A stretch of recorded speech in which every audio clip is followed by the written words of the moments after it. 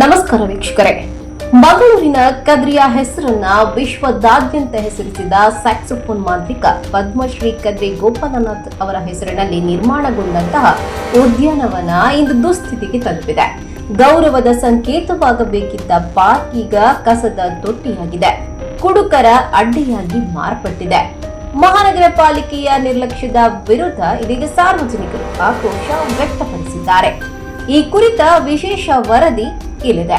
ರಾಶಿ ರಾಶಿ ಪ್ಲಾಸ್ಟಿಕ್ ತ್ಯಾಜ್ಯ, ಮದ್ಯದ ಖಾಲಿ ಟೆಟ್ರಾ ಪ್ಯಾಕೆಟ್ಗಳು, ಕಿತ್ತು ಹೋದ ಕಾರಂಜಿ, ಹಾಳಾದ ವಿದ್ಯುತ್ ವೈರ್ ಮತ್ತು ಕೇಬಲ್ಗಳು, ಹೆಗ್ಗಣಗಳ ಓಡಾಟ.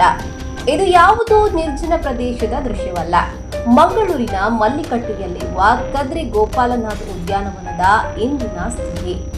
ಒಮ್ಮೆ ಸಾರ್ವಜನಿಕರ ನೆಮ್ಮದಿಯ ತಾಣವಾಗಿದ್ದ ಈ ಪಾರ್ಕ್ ಇದೀಗ ನಿರ್ವಹಣೆಯ ಕೊರತೆಯಿಂದ ಸೊರಗುತ್ತಿದೆ. ಕರಾವಳಿಯ ಹೆಸರನ್ನ ರಾಷ್ಟ್ರೀಯ ಮತ್ತು ಅಂತಾರಾಷ್ಟ್ರೀಯ ಮಟ್ಟದಲ್ಲಿ ಎತ್ತರಕ್ಕೇರಿಸಿದ ಸ್ಯಾಕ್ಸೋಫೋನ್ ದಂತಕಥೆ ಕದ್ರಿ ಗೋಪಾಲನಾಥ್ ಅವರ ಗೌರವಾರ್ಥವಾಗಿ ಈ ಉದ್ಯಾನವನಕ್ಕೆ ಅವರ ಹೆಸರನ್ನ ಇಡಲಾಗಿತ್ತು.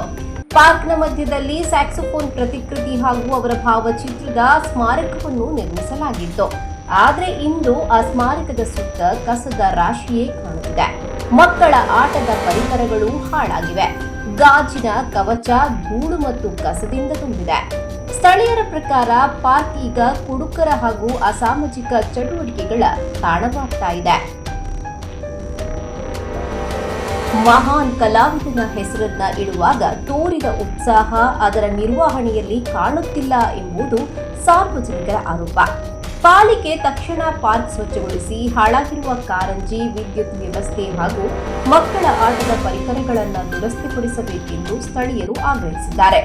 ಕದ್ರಿ ಗೋಪಾಲನಾಥ್ ಅವರಂತಹ ಮಹಾನ್ ಕಲಾವಿದರಿಗೆ ನಿಜವಾದ ಗೌರವ ಸಲ್ಲಿಸಬೇಕಾದರೆ ಅವರ ಹೆಸರಿನ ಸ್ಮಾರಕಗಳು ಮತ್ತು ಉದ್ಯಾನವನಗಳನ್ನು ಸರಿಯಾಗಿ ನಿರ್ವಹಿಸಬೇಕಾಗಿದೆ. ಕದ್ರಿ ಗೋಪಾಲನಾಥ್ ಅವರ ಹೆಸರಿನ ಈ ಉದ್ಯಾನವನದ ದುಸ್ಥಿತಿ ಇದೀಗ ಸಾರ್ವಜನಿಕರ ಆಕ್ರೋಶಕ್ಕೆ ಕಾರಣವಾಗಿದೆ. ಇನ್ನಾದರೂ ಮಹಾನಗರ ಪಾಲಿಕೆ ಎಚ್ಚೆತ್ತುಕೊಂಡು ಕ್ರಮ ಕೈಗೊಳ್ಳುತ್ತದೆಯೇ ಅಥವಾ ಈ ಉದ್ಯಾನವನ ಮತ್ತಷ್ಟು ಹಾಳಾಗುತ್ತದೆಯೇ? ಇದನ್ನ ಕಾದು ನೋಡಬೇಕಾಗಿದೆ. ಇದರ ಬಗ್ಗೆ ನಿಮ್ಮ ಅಭಿಪ್ರಾಯವೇನು? ಕಾಮೆಂಟ್ ನಲ್ಲಿ ತಿಳಿಸಿ. ವಿಡಿಯೋ ಇಷ್ಟ ಆದ್ರೆ ಲೈಕ್ ಮಾಡಿ, ಶೇರ್ ಮಾಡಿ ಮತ್ತು ನಮ್ಮ ಚಾನೆಲ್ ಅನ್ನ ಸಬ್ಸ್ಕ್ರೈಬ್ ಮಾಡಿಕೊಳ್ಳಿ. ಧನ್ಯವಾದ.